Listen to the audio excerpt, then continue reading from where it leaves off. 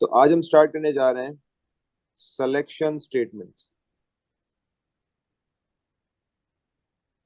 ठीक है, we will be doing selection statement today. ठीक है, सिलेक्शन स्टेटमेंट्स में सबसे पहले we will be starting with the first statement जिसको हम कहते हैं if if then statement. else। बिल्कुल ऐसा ही। And when we talk about if statement हम ये कहते हैं कि इफ स्टेटमेंट का मतलब ये है कि ये एक आपके पास it is a conditional statement, इसके अंदर कंडीशन होती है। And the second point, it is used with with fewer outcomes। मतलब जब मुझे आपके पास कुछ fewer condition लिख लेते हैं, it is used with fewer condition। मतलब कुछ conditions होंगी ना, फॉर एग्जांपल अगर मुझे 2 conditions डालनी है, 3 conditions डालनी है, 4 डालनी है, तो आई प्रेफर इफ स्टेटमेंट। अगर इससे ज्यादा कंडीशंस है तो फिर मैं नेक्स्ट स्टेटमेंट की तरफ आऊंगा जिसको बोलते हैं केस स्टेटमेंट, वो हम बाद में करेंगे। ठीक है, इफ स्टेटमेंट का हम देखते हैं सिंटैक्स। सिंटैक्स बहुत ज्यादा इंपॉर्टेंट है। ठीक है, अच्छा क्वेश्चन आप लोग तब क्या करें जब मैं बात को पूरा एंड कर दूं। ठीक है, उसके बाद फिर क्वेश्चन क्या करें। अच्छा भाई, अब देखें सिंटैक्स देखें। हम स्टार्ट करते हैं, इसमें देखें सबसे पहले हमने लगाया इफ। ठीक है, इफ के बाद हम रखेंगे कंडीशन। हमने इफ लिखा, अच्छा कैपिटल में लिखना है, सही है। यू शुड बी श्योर कि आप इसको कैपिटल में लिखो। इफ लिखने के बाद आपने लिखी कंडीशन। कोई भी कंडीशन हो सकती है। आप फॉर एग्जाम्पल हम लिख देते हैं इफ कंडीशन 1। यहाँ पे कोई भी कंडीशन हो सकती है। इफ के बाद आपने लगानी है कंडीशन। कोई भी कंडीशन हो सकती है। फॉर एग्जाम्पल कंडीशन हो सकती है कि क्या नम ग्रेटर है 5 से, या क्या काउंट ग्रेटर है 5 से, या नम स्मॉलर देन 0। कोई भी कंडीशन हो सकती है। तो अगर कंडीशन 1 आपकी ट्रू होती है तो देन आपने ये रिजल्ट परफॉर्म करना है। कोई भी रिजल्ट हो सकता है, मतलब कोई भी आउटपुट हो सकता है, काउंटिंग हो सकती है, सम हो सकता है, कुछ भी हो सकता है। अब आप लगाओगे एल्स, वरना अगर। ये तो हो गया पहला इफ। एल्स देन के रिजल्ट को मैं नीचे लिख देता हूँ यहाँ पे, देन रिजल्ट 1। सही है। एल्स इफ अगर आपके पास दूसरी कंडीशन हो, एल्स इफ फॉर एग्जांपल अगर ऊपर वाली कंडीशन फॉल्स हुई और ये वाली कंडीशन ट्रू हो गई, मतलब ऊपर वाली कंडीशन नहीं ट्रू हुई, नीचे वाली कंडीशन ट्रू हो गई, तो फिर आप उसका रिजल्ट परफॉर्म करोगे, जो भी रिजल्ट होगा। हो सकता है आउटपुट करवाना हो, सम करवाना हो, टोटल, मतलब कुछ भी हो सकता है। सही है। और अगर ये वाली भी फॉल्स हुई, ये वाली भी फॉल्स हुई, तो फिर आप क्या करोगे। else। एल्स आप ये वाला काम कर दोगे, या जो भी होगा, मतलब एल्स रिजल्ट 3, या कोई भी रिजल्ट मतलब आप परफॉर्म कर लोगे। और ये हो गया आपका एंड इफ। तो यहाँ पर देखो, अब मैं आपको थोड़ा सा इसको translate let me translate it. If means when we are talking if, इसका मतलब है अगर। सही है, अगर आपकी ये कंडीशन ट्रू हो रही है then go for this result. तो अगर ये कंडीशन ट्रू है तो ये रिजल्ट अप्लाई करें। एल्स का मतलब है वरना। वरना अगर ये कंडीशन ट्रू हो रही है तो you have to go with this, वरना गो विद दिस रिजल्ट। ठीक है, तो इसको थोड़ा सा आप समझने की कोशिश करें सर कि हमारे पास, एक सेकंड ये खत्म कर लूं। अगर ये कंडीशन हमारी ट्रू हो रही है तो हमें यहाँ पे जो भी एक्स वाई जी जो भी रिजल्ट होगा वो परफॉर्म करना होगा। और अगर ऊपर वाली फॉल्स हो रही है तो check if the second one is getting true, तो फिर आप ये वाला रिजल्ट परफॉर्म करो। वरना अगर पहली भी फॉल्स है, दूसरी भी फॉल्स है, तो फिर एल्स ये रिजल्ट परफॉर्म करो। अब इसमें आप और भी एल्स इफ और एल्स डाल सकते हैं। जी भाई, सवाल करें। सर ये स्टेटमेंट ये कंडीशन कब यूज करते हैं हम लोग? कंडीशन कब यूज करते हैं भाई? कंडीशन हम तब यूज करते हैं जब हमारे पास क्वेश्चन में कंडीशन होती है कोई, कि अगर आपको कोई क्वेश्चन में बोला हुआ है कि अगर ये हो तो ये करना है, आउटपुट करना है। समझ रहे हो, इस टाइप के तो सवाल में हम कंडीशन यूज करते हैं। अगर जब बड़े नंबर ढूंढना तो तब? बहुत सारी अलग अलग हो सकती है, लार्ज में, स्मॉल में, पॉजिटिव नंबर में, नेगेटिव नंबर में। ठीक है, तब हम कंडीशन यूज करते हैं। सर आपने वहां पे इफ कंडीशन 3 नहीं लिखा, रिजल्ट 3 डायरेक्टली लिख दिया। क्योंकि तीसरी में मैंने कुछ भी नहीं बोला ना, मैंने बोला अगर ये भी क्या, ये भी पूरी ना हो, ये भी पूरी ना हो, तो फिर आप ये कर लो, वरना ये कर लो डायरेक्ट। मतलब ये गो for this one, you don't have any option. मतलब अगर आप चाह रहे हो कि आपकी तीसरी भी कंडीशन हो तो फिर आप बोलते वरना अगर ये कंडीशन हो तो फिर ये करो। समझ आ रही है बात? वो आप क्वेश्चन के हिसाब से फ्लक्चुएट करोगे इसको, वो आप क्वेश्चन के हिसाब से इसको सेट करोगे। जरूरी नहीं है कि हमेशा आपका एल्स आए, जरूरी नहीं है कि हमेशा आपका जो है एल्स इफ आए। सर सही है? ठीक है अली, यस वो सर क्वेश्चन के ठीक है, हिसाब से सेट करेंगे। समझ गया। अब जी भाई किसी और का सवाल यहाँ पे, वरना आगे बढ़ूं क्वेश्चन सर पे। मेरा एक सवाल है। जी बोले। सर ये जो ग्रेडिंग सिस्टम होता है कि 90 मार्क्स आए तो ए है, तो उसके लिए हम्म, ये इफ स्टेटमेंट यूज कर सकते हैं? फिर वो आप दूसरी वाली के लिए करते हो, दूसरी वाली बेहतर होती है। जो आपके पास केस स्टेटमेंट है ना, वो ज्यादा वैलिड होती है उसके लिए। Yes sir, sir. जी बोले। जो इन सर स्टेटमेंट्स के क्वेश्चन आते हैं तो हम्म, हम लूप से नहीं परफॉर्म कर सकते, मतलब खाली लूप से ही? देखो लूप का काम है, लूप में कोई कंडीशन नहीं है, मतलब लूप में है कंडीशंस अनटिल और वाइल में, लेकिन उससे सारी कंडीशंस पूरी नहीं होती। मतलब ये ऐसी कंडीशन है जो आप स्पेसिफिक एक दफा के लिए कर सकते हो, और ये जो कंडीशनल स्टेटमेंट है ये सिर्फ एक दफा चलेंगी, वन टाइम। और जो लूप है वो रिपीटेटिवली चलता है, ये फर्क भी तो है। सही सर है? जैसे अगर हमें लूप में चलानी हो फिर हम लूप यूज करेंगे, वरना अगर एक हाँ दफा चलानी हो तो ये हाँ बिल्कुल सही है। अगर हम लूप के अंदर चलाएंगे सिलेक्शन स्टेटमेंट तो फिर वो बार बार चलेगी, और एक दफा सर चलानी हो तो एक दफा चलेगी। जी।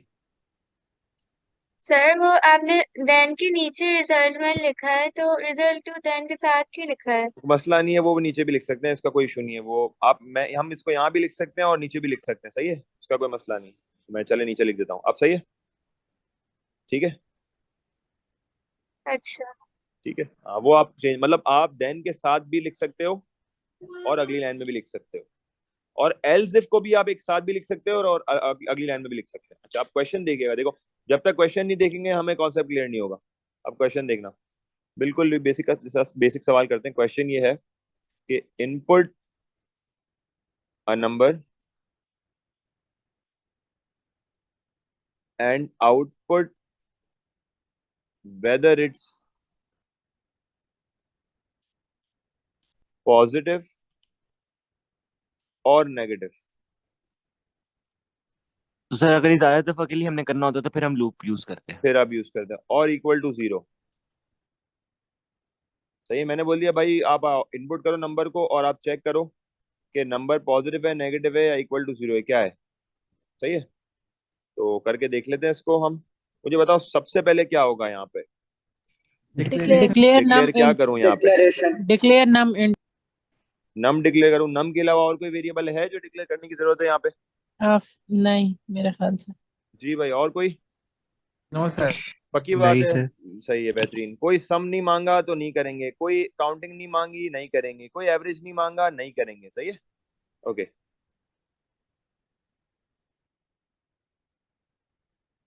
अब हमने इसको डिक्लेयर कर लिया है। अब हम इसको जो है इसकी डेटा टाइप के थ्रू हम इसको वो कर सकते हैं। ठीक है, अब हमने इसको लगाया कोलन और हमने इसको दे दिया इंटीजर। ये तो हो गया पूरा। ठीक है, अब हम क्या करें?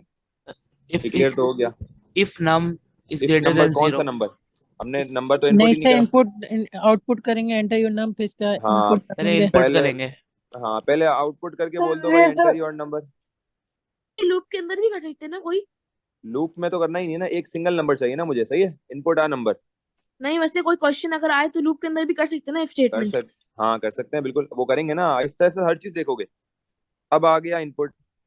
अब आपने बोला कि इनपुट, num और इनपुट के बाद आपने बोल दिया नम। अब क्या करें? अब हम इफ लगाएंगे condition. If num if if num greater than 0, if num greater than num greater than 0, जी भाई, if num greater than zero, then क्या बोलूं? then then num is positive. then output num is positive. then output positive. ठीक है, output ना। Output num is positive बोल लो या positive बोल लो, कोई भी, वो क्वेश्चन के ऊपर डिपेंड करता है कि आपको क्या सेंटेंस देता है बोलने के लिए। सही है जी भाई। गर्ल्स, आप लोग की आवाज आवाज नहीं आ रही। सर सर सही है, बात सुने आगे सर। जी बोले। सर हम लिखेंगे greater than और equal to 0, क्योंकि 0 भी पॉजिटिव होता है। नहीं ना, यहाँ पे बोला हुआ है ना कि या तो पॉजिटिव बताओ या तो नेगेटिव बताओ या तो इक्वल टू जीरो बताओ, तीसरी तो अच्छा, बात है। 0 का अलग से बताया हुआ अलग उन्होंने। से बताया हुआ है। अच्छा जी फिर भाई, सही अब है। क्या होगा?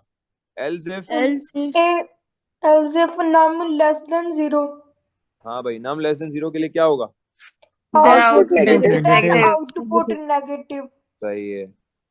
then we'll output, और आउटपुट के साथ हमने साइन बना लिया नेगेटिव। जी भाई अब क्या करें? else if number equals to 0. अब देखो आपकी मर्जी, कुछ बच्चे यहाँ पे पूरा else if करके लिखेंगे, else if num is equal to 0। आप पूरे पे क्यों जा रहे हो? आपको पता है ना, देखो पॉजिटिव तो नहीं रहा, नेगेटिव भी नहीं रहा, तो क्या होगा? else num 0. else आउटपुट क्या होगा? else print 0 Output 0. हाँ समझ आया। देखो भाई पॉजिटिव ही नहीं रहा, नेगेटिव भी नहीं रहा, तो आपके पास कोई तीसरी थर्ड ऑप्शन एक ही है ना, फिर आपके पास 0 ही होगा। तो आउटपुट 0, और ये हो गया आपका एंड। अब एक चीज पे आप ख्याल रखिएगा, इंडेंटेशन देखो कितने तरीके से करी है मैंने, मतलब पूरा अलग से ही दिख रहा है और अलग से ही स्पेस हुआ हुआ है, हर चीज एक एक चीज जो है प्रॉपर्ली दिख रही है। सही है ना? इंडेंटेशन बड़ी सही से करनी है आप लोगों को। सही है? सर एक जी। क्वेश्चन है सर, ये जी। जो दूसरा वाला जो हमने एल्स इस्तेमाल किया उसको हमने इफ के अंदर इस्तेमाल किया या बाहर करेंगे? इसके अंदर क्या है? इसके अंदर ही क्या है? इफ और एंड इफ तो एक ही है ना, इसी के अंदर ही है सारी चीजें, देन एल्स। सही है? ठीक है। अच्छा वो सर मैं कंफ्यूजन इसलिए हो रही थी, पाइथन में थोड़ा अलग तरीके से होता है। बिल्कुल ऐसा ही है। देखो आउटपुट की लाइन में रखा है मैंने, बाहर वाला जो अंदर वाला आउटपुट है वो थोड़ा आगे हो गया है क्योंकि वो एल्स इफ में चला गया है। ठीक है। अच्छा तो इस चीज का थोड़ा ख्याल रखना है आप लोगों के, इंडेंटेशन के साथ करना है। और अगर आप लोग इससे कंफ्यूज हो रहे हो, आप लोग बोलते हो यार मैं अलग लाइन में नहीं लिखूंगा, तो आप लोग इस पूरे को देन वाली लाइन में भी लिख सकते हो। सही है? आप इस पूरे को देन वाली लाइन में भी लिख सकते हो, आप इसको एल्स वाली लाइन में भी लिख सकते हो, कोई मसला नहीं। अच्छा लेट्स मूव फॉरवर्ड। और ये क्वेश्चन हमने देख लिया, अब हम आगे बढ़ते हैं।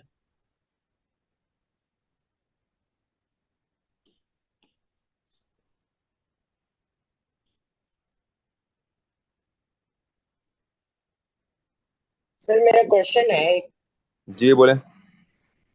लाइक लूप्स हम तब यूज करते हैं जब हमारे पास कंडीशन एक होती है, और जब एक से ज्यादा हमारे पास कंडीशन हो जाए, लाइक 2 हो जाए, तो फिर हम स्टेटमेंट यूज कर सकते हैं। फिर हम स्टेटमेंट यूज करते हैं, और हम स्टेटमेंट को लूप के साथ भी यूज करेंगे। आप देखोगे आगे कि हम दोनों जगहों पे भी वो यूज करेंगे, मतलब हमें मल्टीपल कंडीशन मल्टीपल नंबर्स पे लगानी हो। अब देखो सवाल क्या है, सवाल ये है कि इनपुट 2 नंबर्स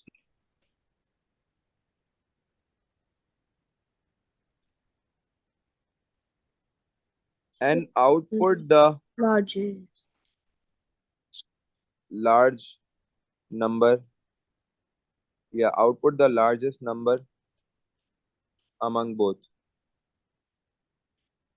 जी भाई क्या करें?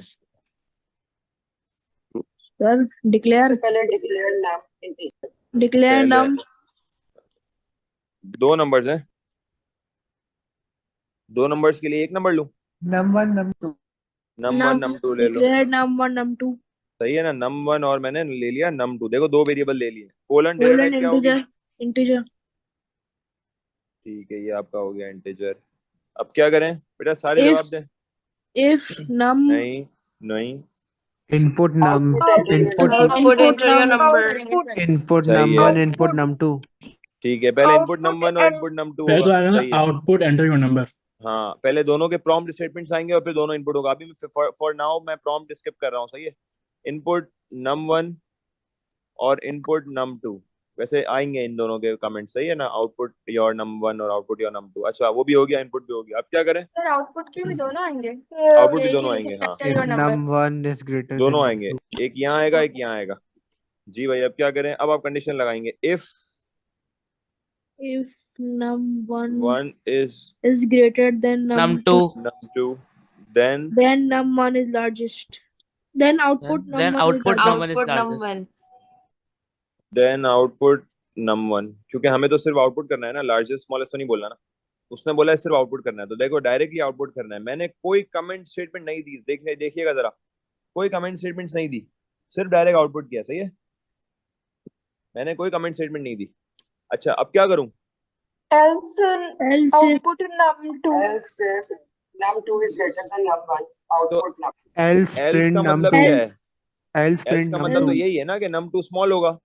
तो मैं else if पूरा लिखूं या डायरेक्ट लिख दूं? else common else direct लिख दूं। output num2 else output num2 is greater. num2 बस num2 बोल दिया ना, इस सर, वो ग्रेटर दोनों वगैरह वो कमेंट्स नहीं डाले ना। सर वो दोनों इक्वल भी तो हो सकते हैं ना। इक्वल भी हो सकते हैं, लेकिन अभी हमें दोनों में ये बताना है ना, आउटपुट द लार्जेस्ट। सवाल ये कह रहा है ना, सवाल कह रहा है कि कोई थर्ड ऑप्शन है ही नहीं।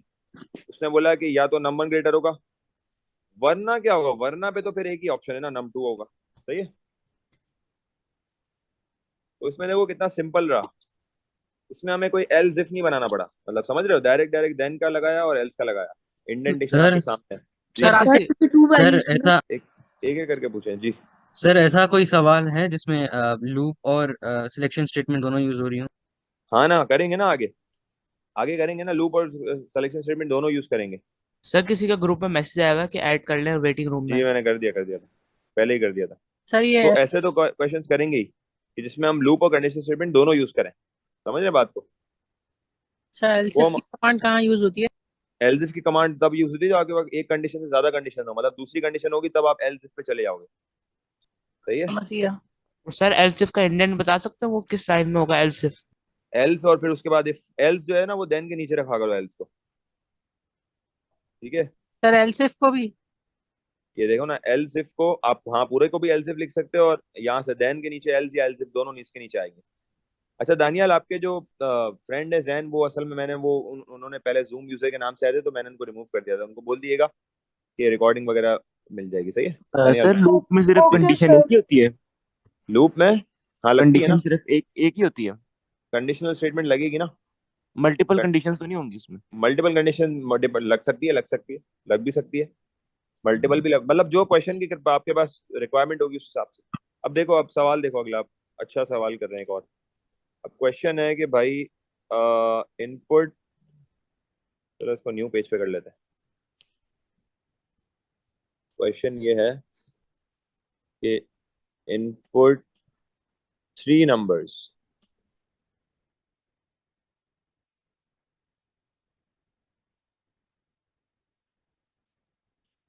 अब क्या करेंगे? सर 3 नंबर इनपुट ले लेंगे। अब एक 3 इफ नंबर एक इनपुट इफ करेंगे, होगा, एक एलिफ होगा और एक डिक्लेयर एल्स होगा। डिक्लेयर होगा सर। सर नम ठीक है declare num 1 num 2 and num 3 as ठीक है। integer इस दफा मैं अब n1 ले लेता हूँ, सही है, n1 और and n2 और n3 n3, colon data type क्या आएगी? integer सही है ना भाई। अब बताएं मुझे मैं क्या करूं? Input input n1 input input n2 n1 n3 n2 n3 input n2 input n1 n2 n3 सही है, एक साथ नहीं कर सकते, अलग अलग करना होगा। एक साथ इनपुट नहीं करिएगा, अलग अलग करना है। सही है जी भाई। ये तो हो गया इनपुट, अब क्या करें? if इफ की कमांड यूज करेंगे। इसकी कमांड यूज करेंगे, आपके हिसाब से क्या लगाना चाहिए? इफ नंबर अब इज देखो, greater than num if one greater num 1 is greater num 2 and comma and num 3 3 हाँ अब देखो, हमें कोई ऐसी कंडीशन लगानी पड़ेगी, अगर मैं नम 1 पे लगा रहा हूँ तो इसका मतलब नम 1 इससे भी बड़ा होना चाहिए और इससे भी बड़ा होना चाहिए, सही। तो मैं क्या बोलूंगा, yes sir मैं बोलूंगा if num if 1 num is 1 greater than num 2, एक कंडीशन हो गई, एंड बीच में एंड ऑपरेटर लगाया मैंने। एंड सर ऑपरेटर जैसे कॉमा नहीं लॉजिक, लगे नहीं कॉमा नहीं लगेगा। एंड ऑपरेटर का फायदा क्या होता है? एंड ऑपरेटर का मतलब है लेफ्ट साइड भी मैंडेटरी है, राइट साइड भी मैंडेटरी है, मतलब लेफ्ट राइट भी और राइट साइड भी। एंड बेसिकली लॉजिक गेट्स में यूज होता है ना, ताकि दोनों को बताने के लिए, इस यहाँ पे दोनों कंडीशंस का ट्रू होना जरूरी है कि n1 ग्रेटर हो n2 से भी, और n1 ग्रेटर हो किससे? n3 n3 से भी। तो देन बताओ आउटपुट क्या होगा? n1 n1 हो जाएगा। n1 is largest अच्छा ये तो हो गई एक कंडीशन, एक और कंडीशन लगाए। अब इस दफा मैं एल्स एक ही साथ लिख रहा हूँ, सही है, कोई मसला नहीं है। n1 n2 ग्रेटर हो n1 से, एंड बताए भाई दूसरी condition, n3 n2 greater than n3 n3, तो क्या करूं? देन then output n2 सही है, आउटपुट n2, फिर क्या करूं? else output 3 L and 3 output सही n3 है, एल्स आउटपुट n3 डायरेक्टली हो जाएगा ना। ठीक है, और यहाँ से हो गया आपका एंड इफ। जी भाई, ऑल गुड। yes sir अरे सर कोड इससे रियल लाइफ डबल सॉल्व कर सकते हैं। इन रियल लाइफ पर्पस क्या होता है इस कोड का? कोड का बहुत सारा, मतलब कंडीशन बहुत सारी हैं, आपके सामने 3 नंबर डाल रहा हूँ, लार्जेस्ट निकाल रहा हूँ। आप अगर बड़े लेवल पे ले जाऊंगा ये, तो बड़े लेवल पे काम आएगा, मतलब ज्यादा नंबर्स होंगे तो लार्जेस्ट स्मॉलेस्ट वगैरह सब निकल जाएगा, ठीक है ना। सर हम पाइथन में कैलकुलेटर बनाते थे, उसमें भी यही यूज होता था। हाँ वो बेसिक लेवल पे जो आप सर बनाते हो ना, वो बेसिक पाइथन में लेवल, वो होता है ना, एलिफ ELIF। एलिफ एलिफ होता है, एलिफ होता है, बिल्कुल ऐसा ही। पाइथन में एक कमांड क्वेश्चन चेंज, अभी आप पाइथन पे नहीं जाए, अभी बस आप टोटली सूडो कोड पे फोकस करें। अच्छा ये हो गया। और सर जी सर इसमें ऐसे आ सकता, एंड पे नहीं आ सकता कि if n3 is greater than 1 and 2? आ सकता है।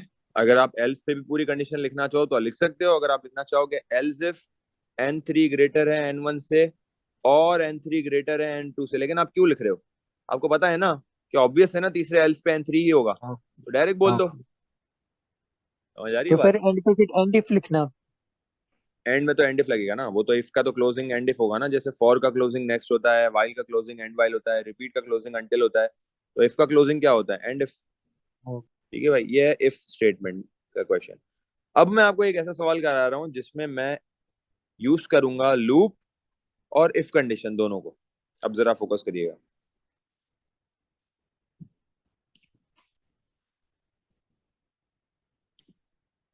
सर जी सर जो हम प्रोग्राम जब भी कोई स्टार्ट करते हैं तो अगर हम उसकी वैल्यूज को डिक्लेयर कर रहे हैं पहले से हम्म वेरिएबल्स को, तो क्या हम्म फिर भी जरूरी है कि हम इनिशियलाइजेशन भी करें उसके बाद?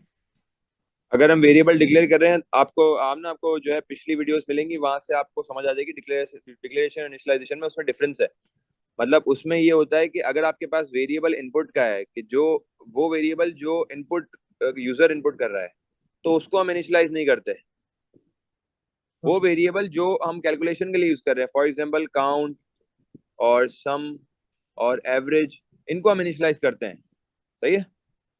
सर ठीक है। वो आप जैसे ही जब आप रजिस्टर हो जाओगी ना, तो आपको पिछली रिकॉर्डिंग्स वगैरह मतलब 2-4 हैं वो मिल जाएंगी, मसला नहीं। ठीक है, ओके सर ठीक है। अच्छा अबूबकर नेक्स्ट मेरा जी। आज वेटिंग रूम में।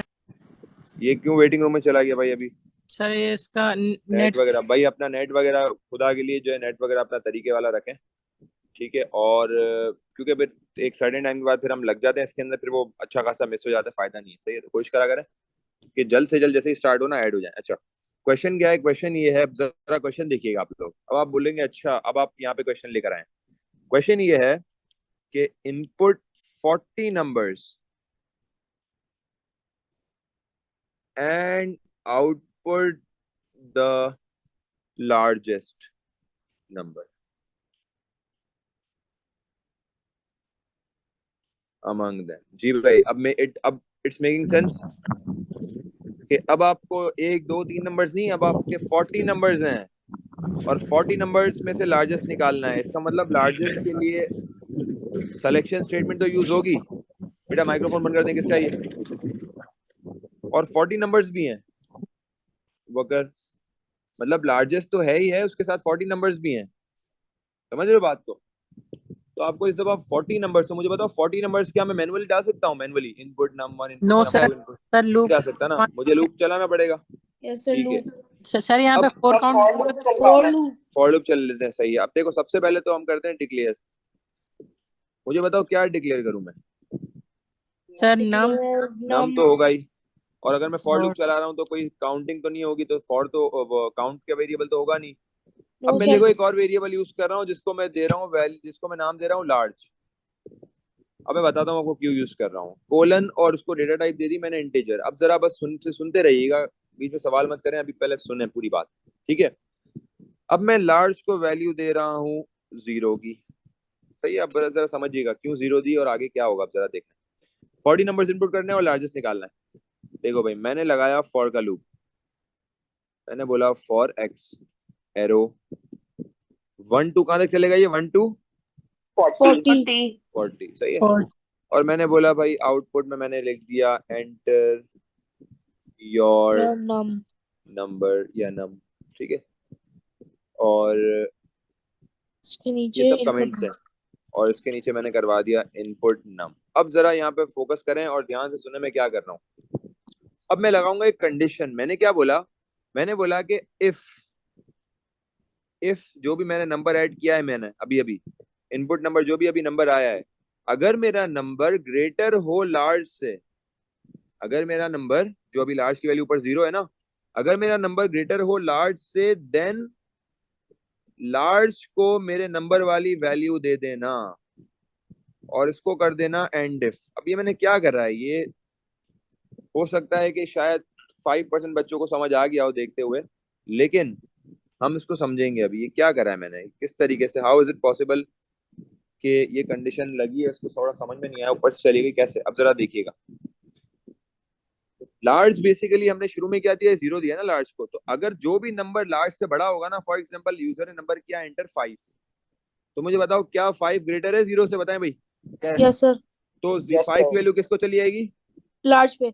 लार्ज पे चली जाएगी। अब देखो थोड़ा सा मैं ड्राई रन करके दिखा रहा हूँ आपको, जैसे पहले ड्राई रन किया था ना, नम और लार्ज, लार्ज की सबसे पहली वैल्यू क्या है, 0 सबसे पहली। अभी नमाया 5, तो क्या 5 ग्रेटर है 0 से, तो लार्ज को क्या मिल जाएगा, 5। चलो भाई मिल गया 5। अब आई वैल्यू फॉर एग्जांपल 20, तो क्या 20 ग्रेटर है लार्ज के 5 से, ग्रेटर यस तो 20 किसको मिल जाएगा, लार्ज को मिले। समझ में आई अब बात। अब आया फॉर एग्जांपल 8, क्या 8 ग्रेटर है 20 से, नो नो नहीं है ना, नो तो वो लार्ज को नहीं मिलेगी, वो लार्ज छोड़ देगा, इग्नोर कर देगा। अब नंबर आया फॉर एग्जांपल 50, क्या 50 ग्रेटर है 20 से, तो यस कौन ले लेगा 50, लार्ज समझ आई, ये कॉन्सेप्ट है, got it. Sir output large नहीं यस तो अभी मैं इसको क्लोज करने लगा हूँ फॉर लूप को, सर एक सेकंड ये मैं इसको कर लूँ जरा। अब ये फॉर लूप के अंदर 40 टाइम्स ये जो है ना चलता जाएगा, 40 टाइम, मतलब 40 टाइम्स में अगर नंबर लार्ज से बड़ा होगा ना तो लार्ज वो वैल्यू लेता रहेगा, मतलब लार्ज जो है ना यहाँ पे, large number is, what is large, large is a gangster here, ठीक है, लार्ज इज अ गैंगस्टर, ठीक है, लार्ज एक गैंगस्टर है, और लार्ज बोल रहा है कि यार मुझसे जो भी बड़ी वैल्यू आएगी ना वो मैं खुद ले लूंगा, because I am the boss, ठीक है। So large doesn't accept any bigger value than that, तो जो भी बिगर वैल्यू आएगी ना, large takes it as its own value, large उससे ले लेता है। तो एट द एंड सबसे बड़ी वैल्यू किसके पास होगी, लार्ज लार्ज के पास होगी। तो क्या मैं फॉर लूप से निकल के बोल सकता हूँ आउटपुट, क्या बोलूंगा, output large, largest value Large. Is large. हाँ, largest number large, is equal to comma large. Large.